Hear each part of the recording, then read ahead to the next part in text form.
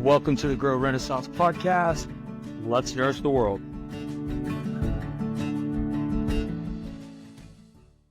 All right, welcome back to Pasture Prime Time, where we explore the ideas, people, and practices shaping the future of agriculture and regenerative systems. My co-host Amanda, as always, joining us all the way from California.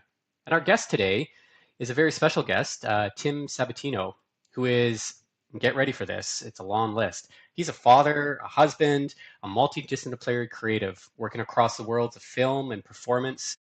His work spans a second unit director, stunt driver, performance coordination, directing, horsemanship, visual arts, photography, and I'm sure the list goes on. Really, Tim, you bring a rare skill and blend of technical capabilities, creative perspectives to everything that you do. And I want to start today because we are a community that's really focused on food, and food is health, and it enables us to do all these wonderful things. How does food play a part in all those things that I just mentioned, and where does it fit into your world? Well, that definitely fits into my family unit. You know, we are definitely healthy in my family. My wife works at a hospital and she's about to be a nurse, you know, so I definitely have she has a huge influence on me in the way I do most of the cooking. I probably do 90% of the cooking for the whole family. And so I just love it, you know, and so I definitely try to keep it healthy, try to keep the weight off because as I go up in age, it's very easy to gain weight. And I mean, that's pretty much really just staying healthy and then keeping, you know, obviously that affects all your businesses. Keeps your ability going and all that. So. Yeah. And Tim, I can imagine when you're doing the wild and crazy things that you do from stunt driving, and they also call that precision driving. Is that really the same thing, or is there a differentiation between the two? There's two different echelons in the driving in the movie world. Precision driving is more like background driving, and stunt driving is where you do stunts. So there's a bunch of different, you know, stunt driving is anytime your tires break traction, you go over a certain speed, certain miles per hour. Obviously, you do any crashes or rollovers or, you know, explosions, or maybe you do a stunt with a person on foot, you know, you hit a person. You know, I mean, there's all different kinds of stunts. So precision driving, you don't do any of that. You're the cars in the background. You're in coordination with all the stunts. You're working together. You're working with the stunt coordinator, and the same director and all that. But yeah, so I definitely have done a lot of both. Yeah. You start as a precision driver and you work your way up to stunts. Oh, okay. Yeah, I was curious about the difference on that. Well, I can imagine that if you're in your car being a stunt driver and you're about to hit a person, having some mental focus and being able to be there comfortably and focus on the scene is pretty important. Yeah, absolutely. I bet that could go sideways pretty quick. Yeah. That's a really important part of being healthy because you have a big responsibility there. Yeah. You know, we work with teams, you know, with stunt teams, driving teams, and just stunt teams, even if they're not driving. Yeah. Everybody needs to be healthy and everybody needs to be sharp.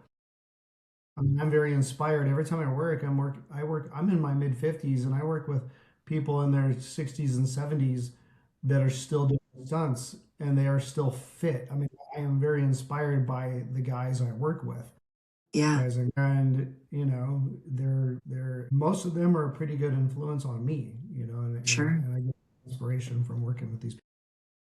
That's awesome. Because you've got a background as well. And I actually made a list. So I'm going to add to your list of the intro that Neil did here a moment ago. He covered father, but you're also humanitarian, director, artist, stuntman, stunt driver, martial artist, producer, U.S. Navy veteran. Thank you for your service, by the way. Photographer, and I'm sure that there's more. Tell us a little bit about what you've been working on or what's got you excited these days. Well, thank you for all those things. Funny because I feel like I've lived many lives in this lifetime. Yeah. You know, I mean, it kind of started out. Well, I've been an artist my whole life, so painter. You know, that's been just a passion, and I've had many art exhibitions, and I've sold paintings and gotten commissions and stuff like that. And then when I got I went into the Navy straight out of high school, and I needed wanted the GI Bill. I wanted money for college, so that was how I did it. And then 4 years in the Navy, I did two deployments, 2 6-month deployments in the Gulf. So I fully understand what's going on over there right now. I've been in the Gulf. I've been through the Gulf of Hormuz several times. I've been through the Suez Canal and the Red Sea, and yeah, I've been to Dubai. So I'm very familiar with what's happening right now.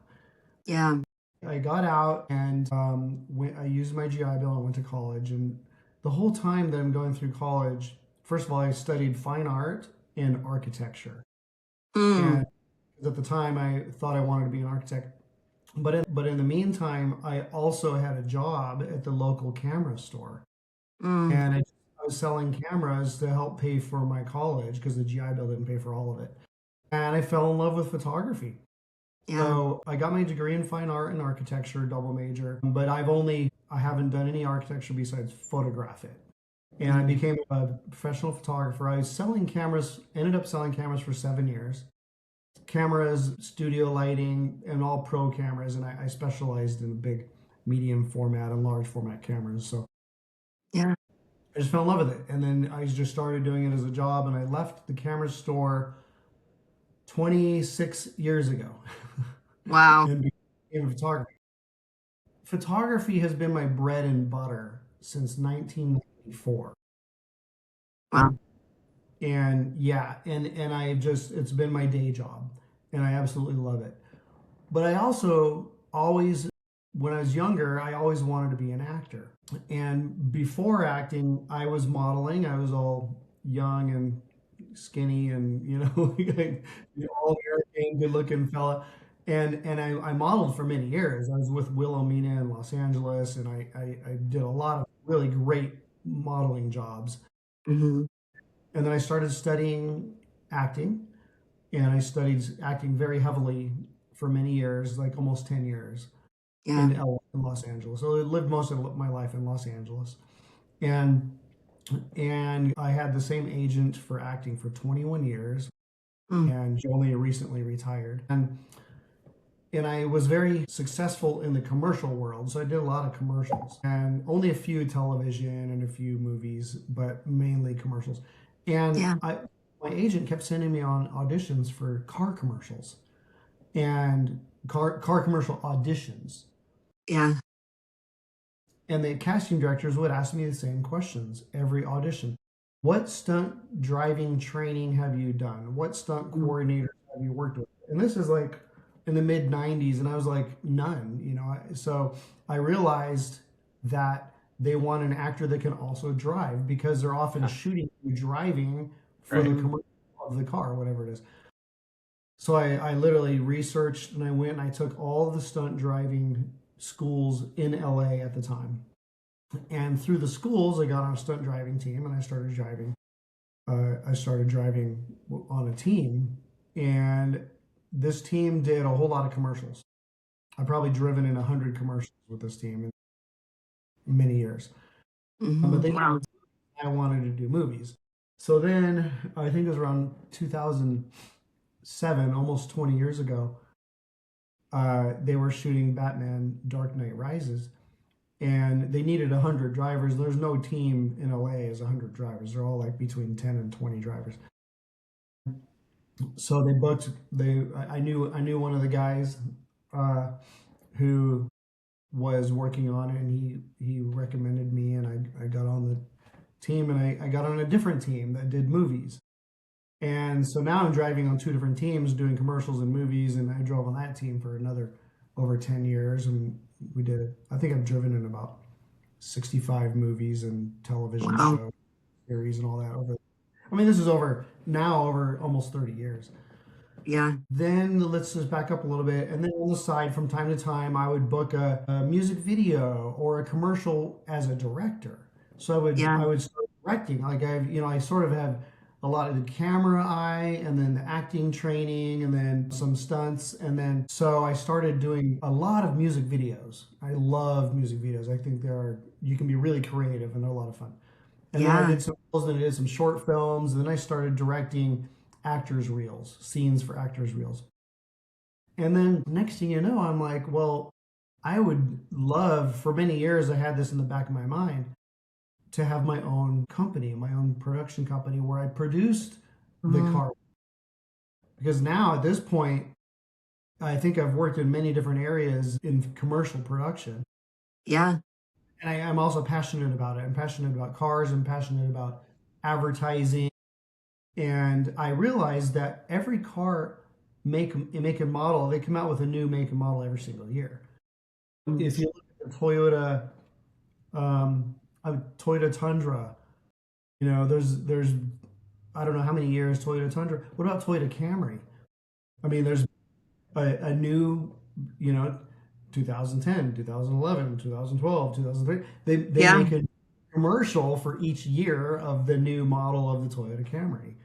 And I've done a whole lot of Toyota Tundra commercials. Wow. Because I was a stunt double for Steve Young. Steve Young is a quarterback for the 49ers, but he was endorsed by Toyota.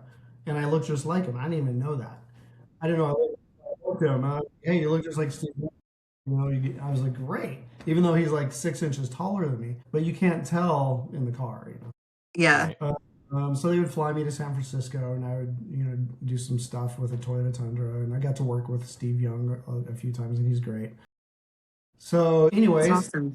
I have now formed my production company. It's called Fast Flow Productions, and we just launched it May 1st. It's a relaunch. I actually found it in 2022. It was with another producer, a partner, who ended up pulling out. She got pregnant with another baby. She was just like, I can't. She was just too much for her, and she's also an actor, so she's got a lot going on. So I sort of put it on the back shelf, but I've always wanted to relaunch it. So I just built a brand new website, fastflowproductions.com. Just relaunched it. It's brand new, so I have a lot of tweaking to do and building and growing. But I've put together the primary team, so the team is on there, who is a producer and crew and people who I've worked with for some of them 20 years. Wow. And yeah. That's awesome. Congrats. Congrats, Tim. Thank you. Yeah, so here we are. That is seriously cool. What's your favorite car to drive? I don't think there is one. I love manual. I love stick shift cars because when I grew up, that's all there was. I'm about to buy a new drift car for practicing, and it's going to be a Ford Mustang. I had a Z. So 350Zs are too easy to drive. It's such an easy, I mean, you could drift the thing out of the box. And so when you're practicing, when I book a TV show or a movie, I often don't know what I'm driving that day. I arrive on the set, and it could be an old something. You never know what it is.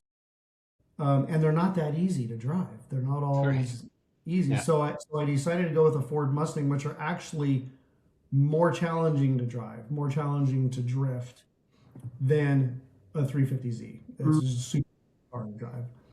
Interesting. And and they sound great. The Ford Mustang is just a great car. It's a beautiful classic. You can always find parts, here. Yeah.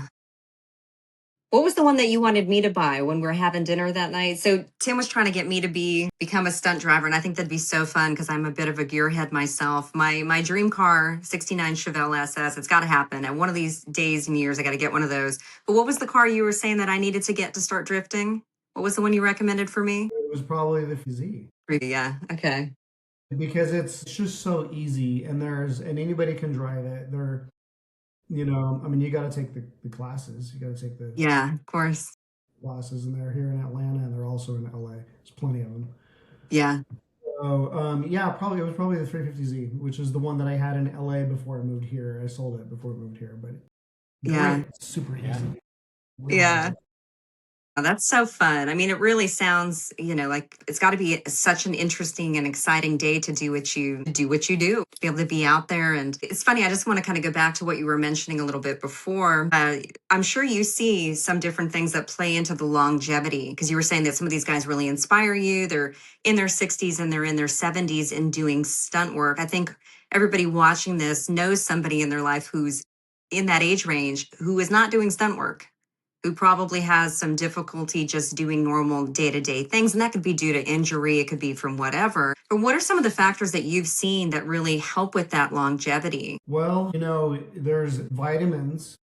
It's simple. It's simple. Sometimes people don't realize how important certain things are, like vitamins, minerals, and electrolytes. And literally, I take them every single morning. I get up, I squeeze a lemon into some water, take vitamin B1, magnesium, electrolyte, salt. I use Celtic sea salt or Himalayan salt, and every morning is how I start my day. I get more energy from that than really anything else. And of course, I'll have some coffee, but Sure. vitamins are vital. Yeah.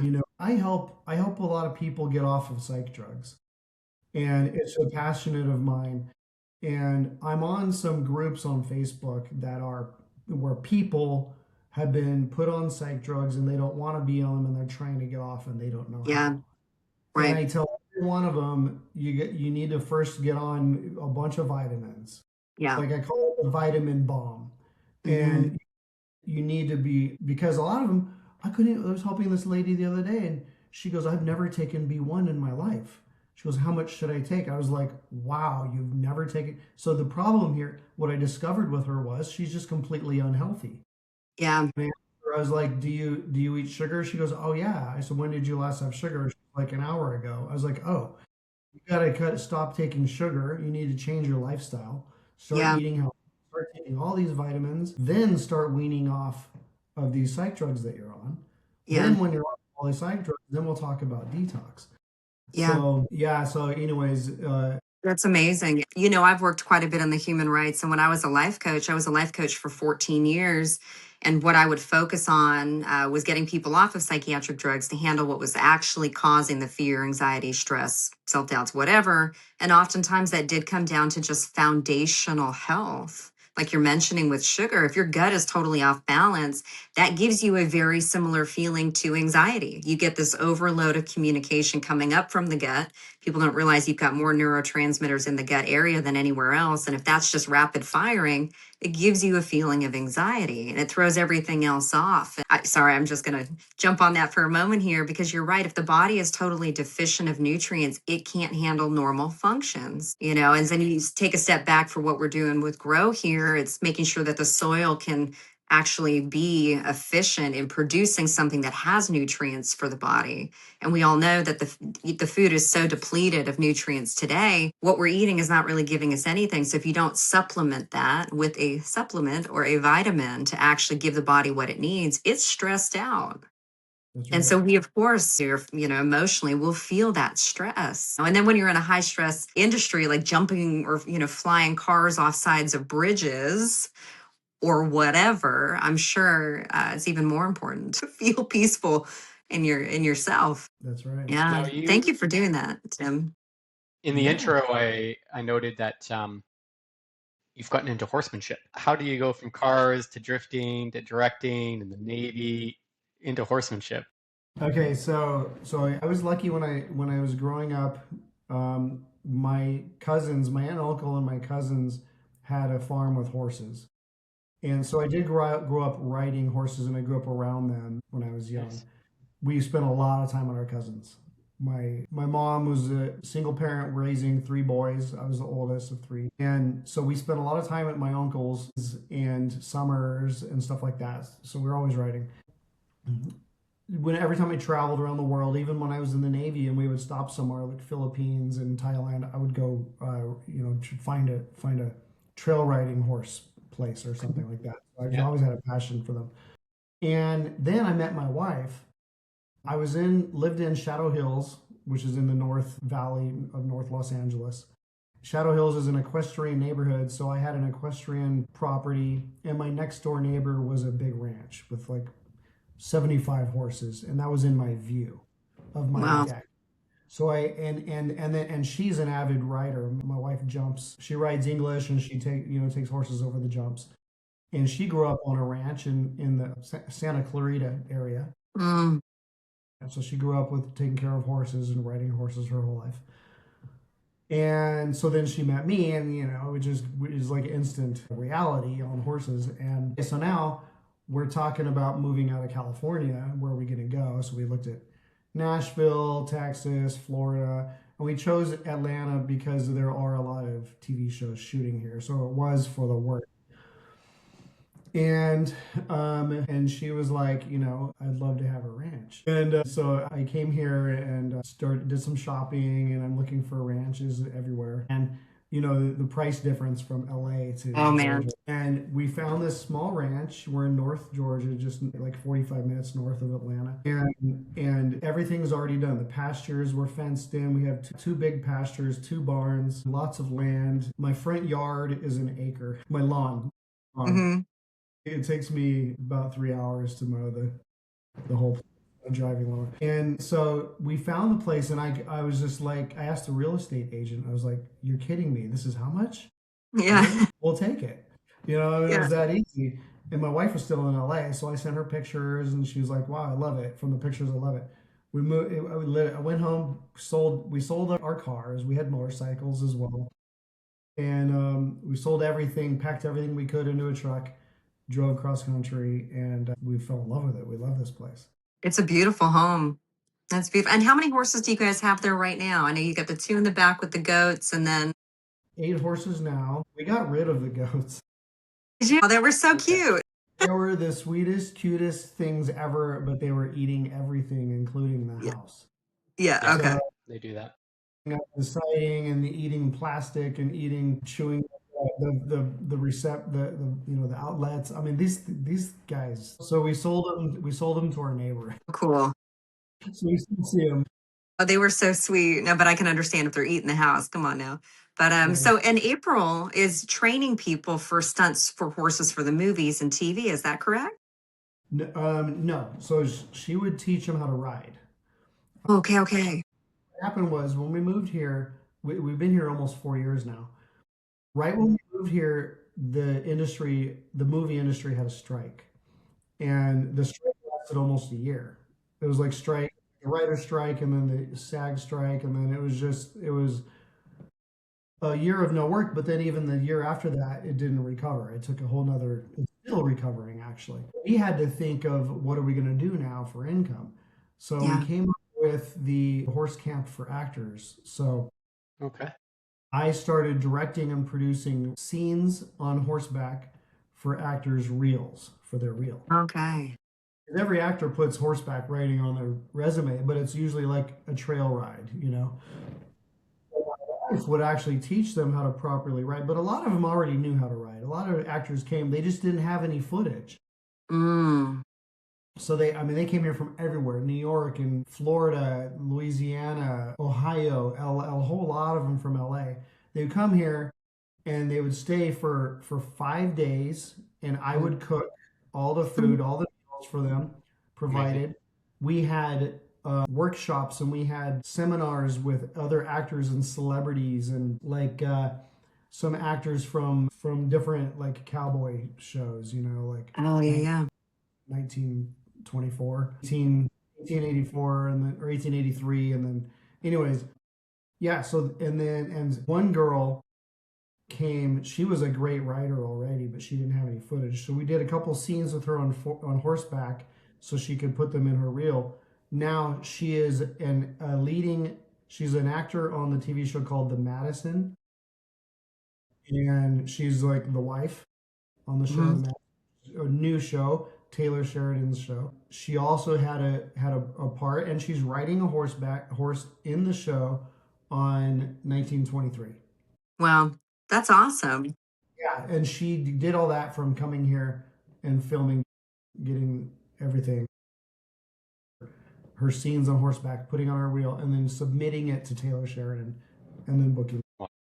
That is so cool. Is that still something that you guys offer as a service? Like people can come out and get trained?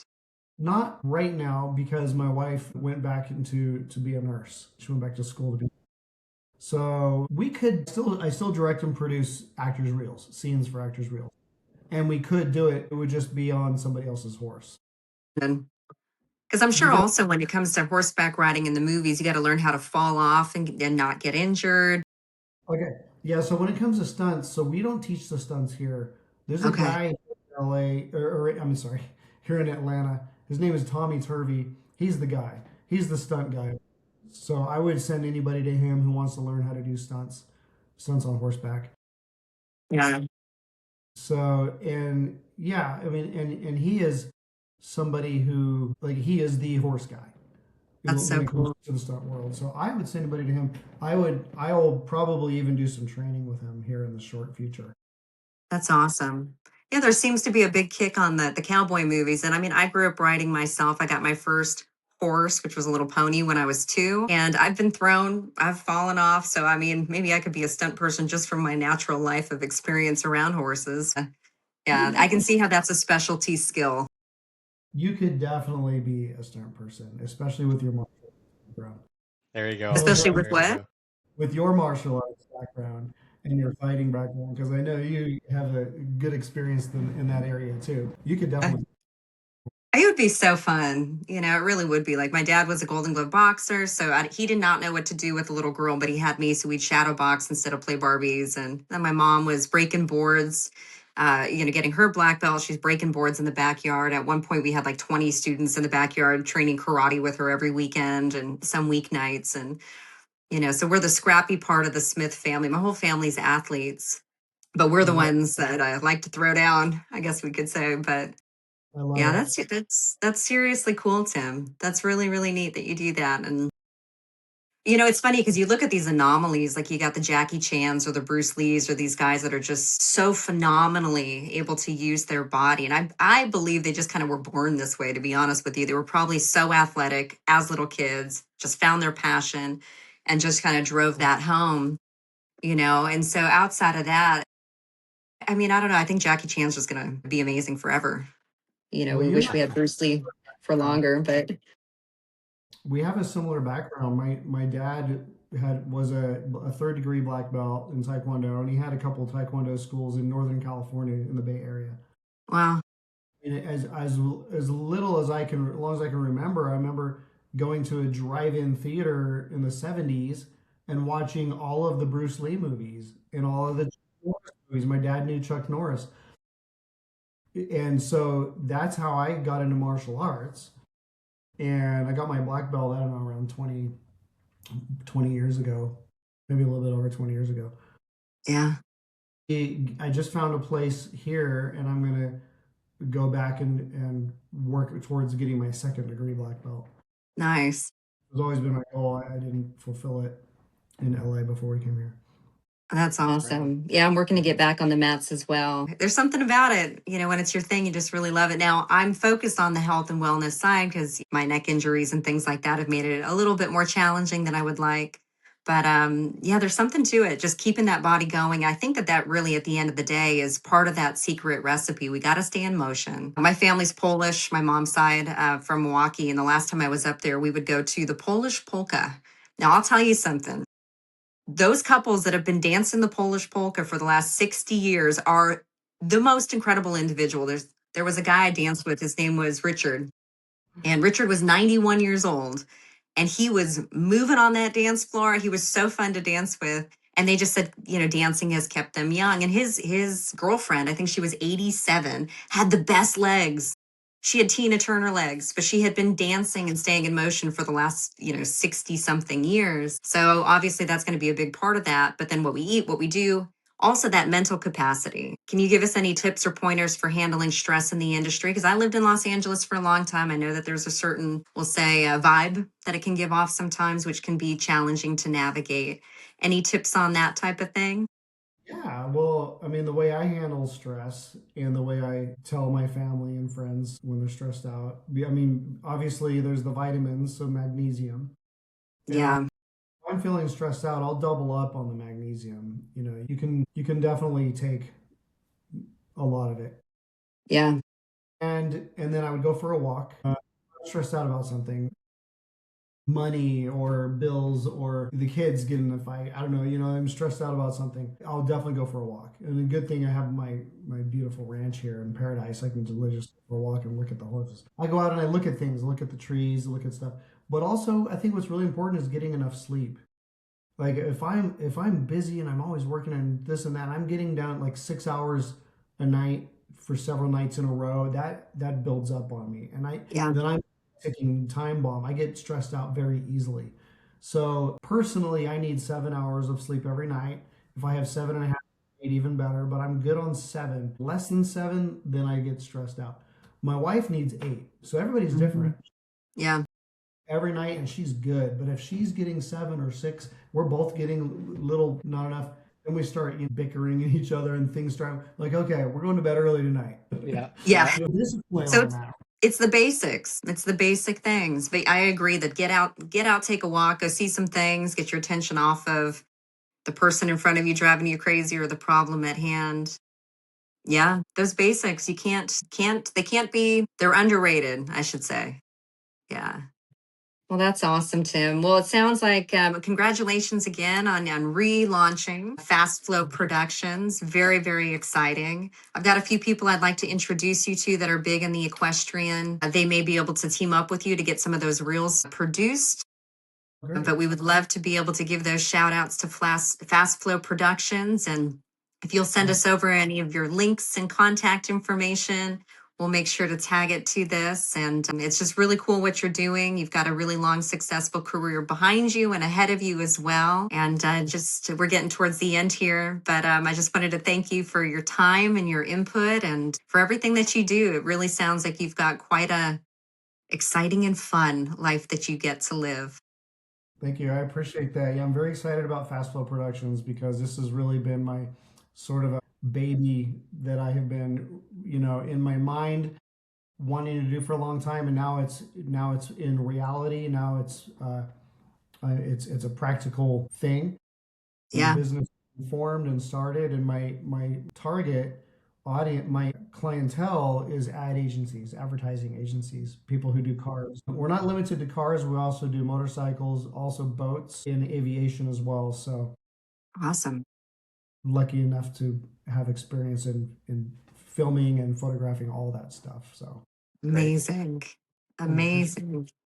Yeah. What That about is so stock cool. trailers? Yeah. What about stock trailers What about stock trailers? for sure, agriculture? Yeah. Yeah. yeah, Yeah. tractors. Why not? Yeah. There you go. There you go. Yeah. Perfect. We'll send some business your way too. Hey, there you Yeah. go. I mean, absolutely. Yeah, why not? I love it. I love it. Well, That'd be thanks so much fun. for taking the time and sharing a bit about what you do.